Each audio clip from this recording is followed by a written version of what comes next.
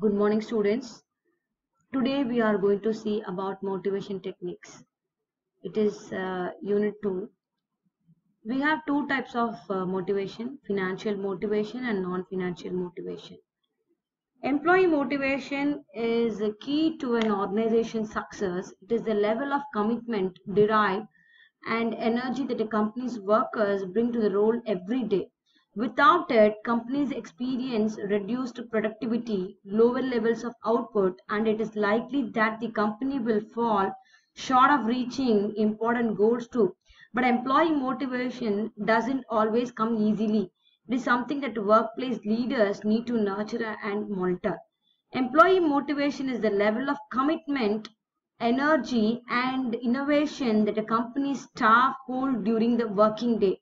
Maintaining and improving employee motivation can be a problem for companies, as not every task will be of interest and excitement to those who must complete it. Therefore, businesses must work to find ways to keep up the motivation levels of their staff.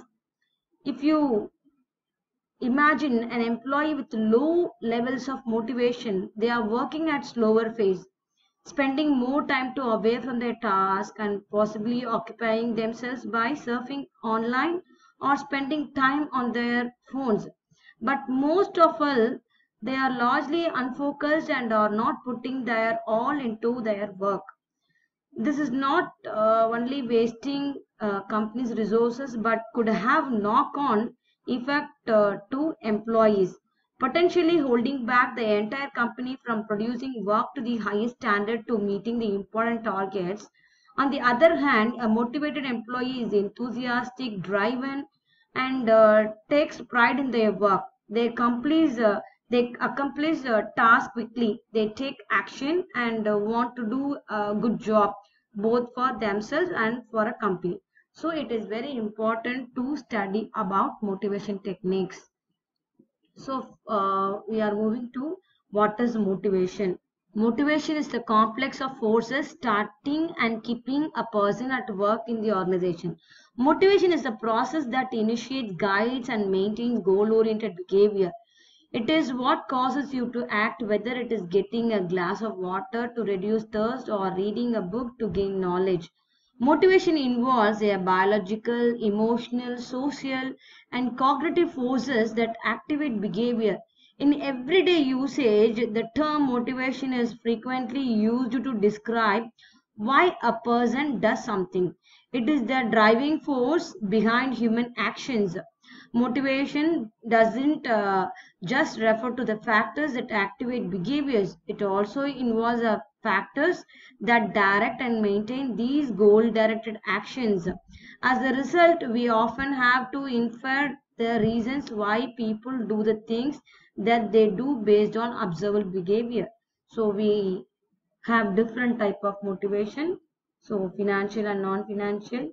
We are moving to financial motivation. Financial motivation involves motivating employees with money and things associated with money.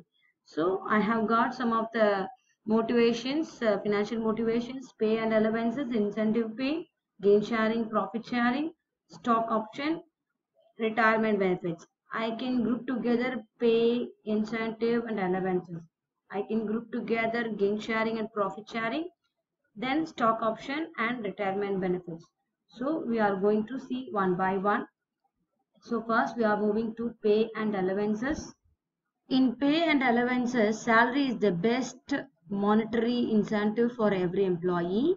Beside basic salary, it also includes dearness allowance, traveling allowance, and at times some other allowances too. It also consists of continuous increment in the pay every year and increase in allowances from time to time. Financial incentives are in a monetary form and help in motivating the people for better performance. These incentives are usually provided on individual or group basis. Sometimes wage incentive plans are linked with payment of wages to increase productivity at individual or group level. Their quantum is based on actual output against targets.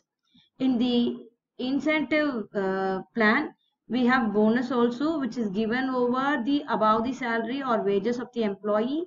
Many companies offer the bonus during the festival time, such as Diwali, Pongal, New Year, something like that.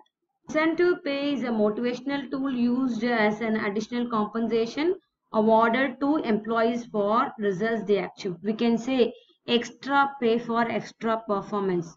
This is what definition of incentive. The main goal of incentive pay is for employees to remain motivated, work hard, and strive for the best possible results. Employers can often buy pre-made incentive schemes from vendors who are then responsible for the provision of incentives, while the tax liabilities still remain under the employer domain.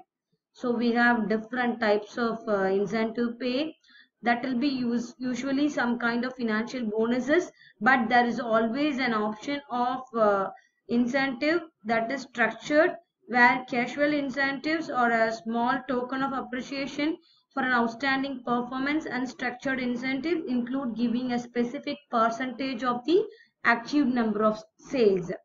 And we have different types in it. So next we are moving to gain sharing. So gain sharing is best described as a system of management in which an organization seeks higher levels of performance through the involvement and participation of its people. As performance improves, employees share financially in the gain. It is a team approach. Generally, all the employees at a site or operation are included. The typical gain sharing organization measures performance and through a predetermined formula shares the savings with all employees. The organization actual performance compared to baseline performance to determine the amount of the gain. Employees have an opportunity to earn a gain sharing bonus generally on a monthly or quarterly basis. Gain sharing measures are typically based on operational measures, more controllable by employees rather than organization wide profits. So gain sharing applies to all types of business that require employee collaboration and is found in manufacturing, healthcare, distribution and services, as well as public sector and non-profit organization. So these are about the gain sharing. Next we are moving to retirement benefits. Retirement and pension benefits are given to retired government officials to make sure that they have a constant income and a secured life. The pension provisions are in place to ensure that retired government officials are well off and can be financially dependent and can lead their retired lives with no financial challenges. Parts of retirement benefits we can talk about the main consideration on gratuity and the amount they were contributing to their provident fund account throughout their services. All these when put together, they will result in a considerable corpus. This amount is going to be a backbone of the employee retired life. Using this amount wisely will alleviate the need to depend on others for financial needs. This will give them a sense of financial consideration. Apart from the retirement benefits mentioned above, the retirement government officials are also qualified to pension benefits. These benefits will allow them to lead a peaceful retired life with no hassles whatsoever in terms of finance. The different kinds of pension available for retired government official at the end of their employment tenure or pension on retiring superannuation, voluntary retirement pension, compassionate allowances, family pension, compensation pension and extraordinary pension. So superannuation pension plans are in place for those retired government officers who go on to serve until they turn 60 years old. Voluntary pension is paid out to those government officials who wish to retire just 3 months after they have completed serving for a period of 20 years. So these are coming under retirement benefits. So next we are moving to stock options. Employee stock option plan. Employee stock option plan is an employee benefit scheme under which the company encourages its employees to acquire ownership in the form of shares. These shares are allotted to the employees at the rate considerably lesser than the prevailing market rate. It is a type of equity compensation granted by companies to their employees and executives. Rather than granting shares of stock directly, the company gives derivative options on the stock instead. These options come in the form of regular call options and give the employee the right to buy the company's stock at a specified price for a finite period of time. Terms of ESOP will be fully spelled out for an employee in an employee stock options agreement. In general, the greatest benefits of stock options are realized if a company's stock rises above the exercise price. Typically, ESOs are issued by the company and cannot be sold. Unlike standard listed or exchange trade options, when a stake's prices raise above the call option exercise price, call options are exercised and holder obtains the company stocks at the discount. The holder may choose to immediately sell the stock in the option market for a profit or hold on to the stock over time. So this is about employee stock option plan. So we have completed about non-financial motivation. In next session, we are going to see about what is non-financial motivation. So please stay back. We'll